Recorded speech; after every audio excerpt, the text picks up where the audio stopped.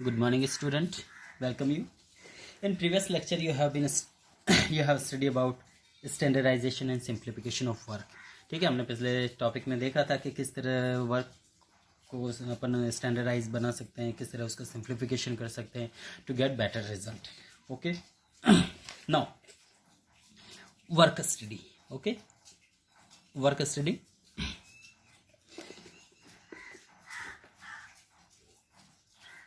It ensure maximum production at minimum cost. ठीक है, ये इसमें इस बात का स्टडी किया जाता है कि इसमें मैक्सिमम प्रोडक्शन होना चाहिए eight minimum cost and getting the best contribution from every factor. Okay, इसमें इस बात का ध्यान रखा जाता है, इस बात को ज़्यादा कंसंट्रेशन किया जाता है कि बेस्ट रिजल्ट मिले. क्लियर, कम से कम समय में ज़्यादा से ज़्यादा प्रोडक्शन और कम से कम कॉस्ट में हमें अच्छा प्रोडक्शन मिलना चाहिए. अपन देखिए अब यहाँ पे कुछ पॉइंट्स हैं. यहाँ पे फर्स्ट इसी के अंदर वर्क स्टडी के अंदर कुछ पॉइंट्स हैं. Fatigue study. Okay, fatigue study.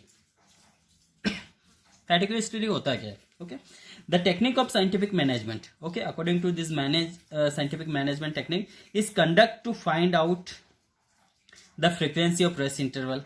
The frequency of rest, एक पर्टिकुलर समय के बाद उनको इंटरवल चाहिए.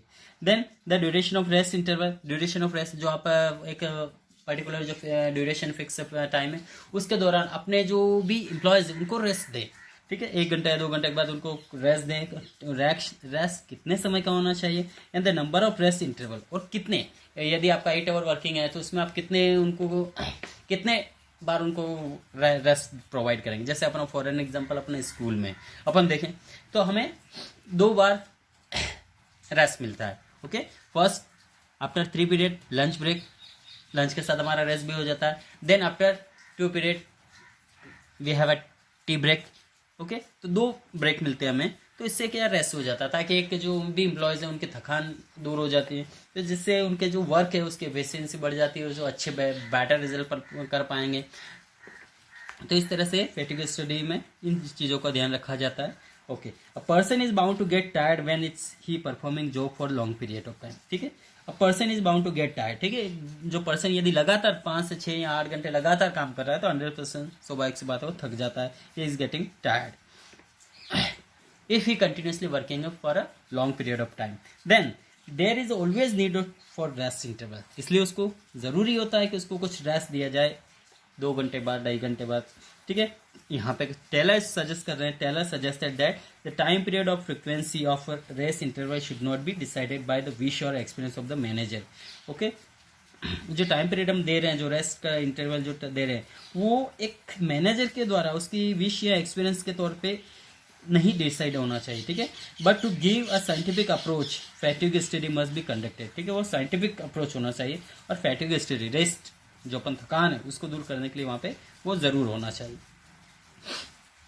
To conduct fatigue study Taylor suggest to observe an average worker when he is performing a job. ठीक है, जो एवरेज वर्कर जब भी वो अपना वर्क परफॉर्म कर रहा है, then a job and note down the time when that worker start getting tired. और टाइम देखे जब वर्कर थक जाता है, getting tired, when his efficiency level start decrease, जब उसकी efficiency, working efficiency is going start decreasing, then give him a break. ठीक है, ऐसा नहीं कि अपन 2 घंटे फिक्स है, 2 घंटे बाद ही उन्हें रेस्ट दें.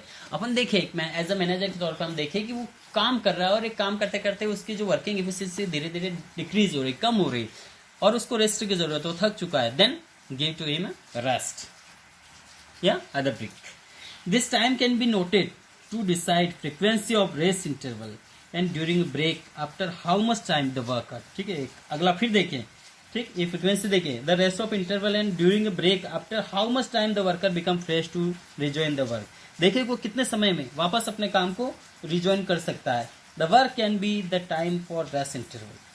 So if frequency and time of rest interval is fixed by observing workers, identify it will be more scientific. और देखें कि ये मोर साइंटिफिक होना चाहिए, पहचान करें कि ये ज़्यादातर most of this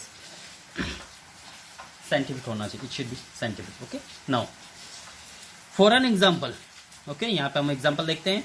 if there are 3 shift of worker, okay, 8 24 hours completed in almost in our area in industry sector there are 3 shift working workers work is in a 3 shift. Okay, if after one shift worker gets tired, he can be assigned first and third shift and given rest interval second shift. ठीक है, यदि उसको first और third shift दी जाती है तो उसको second shift में रेस्ट देना पड़ेगा. During one shift also small pause of rest interval can be given, और उस शिफ्ट के दौरान भी उसको स्मॉल पॉज या रेस्ट देना जरूरी होता है. That within the shift worker become more fresh with the small break, और छोटा सा ब्रेक के बाद वो और भी ज़्यादा फ्रेश ओके फुल एफिशिएंसी के साथ वर्क कर पाएगा.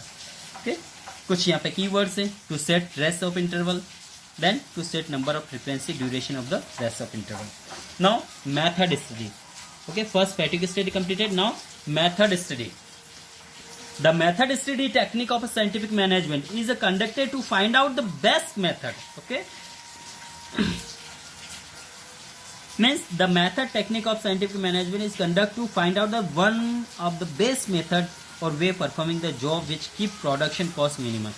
और ये एक मेथड होती है जिसमें कोशिश किया जाता है, सबसे पहले ये फाइंड आउट किया जाता है कौन सी बेस्ट मेथड है, और उस मेथड के तहत पे जो मिनिमम कॉस्ट में ज़्यादा से ज़्यादा प्रोडक्शन हो सके, make a maximum use of resource and organisation, जो भी रिसोर्स उनका फुल यूज हो सके और प्रोडक्शन भी फुल हो और कम से कम कॉस्ट हो, तो इस मेथड को सेलेक्ट किया जाता है. जैसे हम भी मार्केट में जा रहे हैं शॉपिंग करना कहीं भी तो देखते हैं, हज़ारों तरह की चीज़ें देखते हैं, लेकिन उसमें सेलेक्ट करते हैं. यहाँ भी अलग अलग मेथड है, ठीक है, तो इसमें वो मेथड इम्प्लीमेंट करेंगे ऑर्गेनाइजेशन कि जो कम से कम कॉस्ट लगे और ज़्यादा ज़्यादा प्रोडक्शन हो. Next, according to Taylor's the method of production should not be decided by rule of thumb. ठीक है, जो मेथड है वो decided by rule of thumb नहीं होना चाहिए, अपनी इच्छा से नहीं होना चाहिए. Method but all the method must be tried in the organisation and one which is bring maximum benefit. और एक ऑर्गेनाइजेशन में जितने भी मेथड्स हैं उन सबको ट्राई करना चाहिए. ठीक है, and one of which bring maximum benefit with the minimum cost must be selected and all the methods must be implemented in the organization and select one of them which is give maximum production at a minimum cost, and this method should be implemented in this organization. Okay, now to determine the best way, अब कैसे to determine the best way there are certain parameters right from the procurement of a raw materials. ठीक है, यहाँ पे इसको select करने के लिए बहुत सारे पैरामीटर्स हैं. सो राइट फ्रॉम पैरामीटर और रॉ मटेरियल से हम देखेंगे till the end final production delivery. ठीक, रॉ मटेरियल से ही लगाकर लास्ट फाइनल डिलीवरी तक हम देखेंगे. Taylor develop the concept of assembly line by using method study. The objective of method study in to minimise the cost of production and maximise the quality and customer satisfaction. Ford Motors use this concept very successful, और यहाँ पे Ford motor ने इसको use किया है जो कि काफी सक्सेसफुल कॉन्सेप्ट रहा है. Now example for production of shoes. ठीक है, यदि यहाँ पर शूज का हम प्रोडक्शन कर रहे हैं, there can be labour intensively method and machine intensive method. ठीक है, यहाँ लेबर और मशीन का दोनों का हम यहाँ सामंजस्य देखेंगे, दोनों का अलग अलग देखेंगे. To find out which is the best management must be evaluate the cost of production. अब दोनों में देखेंगे कि जो मैनुअल जो लेबर लगे हैं वो ज्यादा बेटर वर्क कर पा रहे हैं मशीन के द्वारा. With both the method and compare both the method with the available resource of the company. जो भी रिसोर्स है कंपनी के पास, तो दोनों में कंपैरिजन करेंगे कि कौन सी मेथड यूज करके लेबर या मशीन का यूज करके ज्यादातर प्रोडक्शन कर पाइए या मिनिमम कॉस्ट पे कर पाइए. So the method which involve maximum minimum cost and exploit maximum resource must be selected as the best method of production.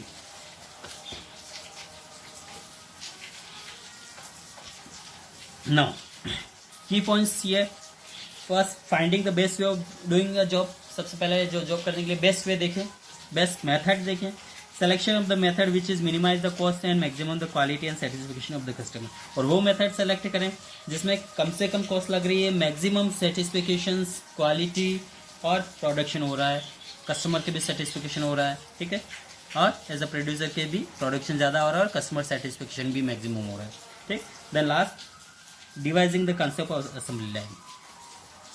Okay, then third time assembly will continue in next part.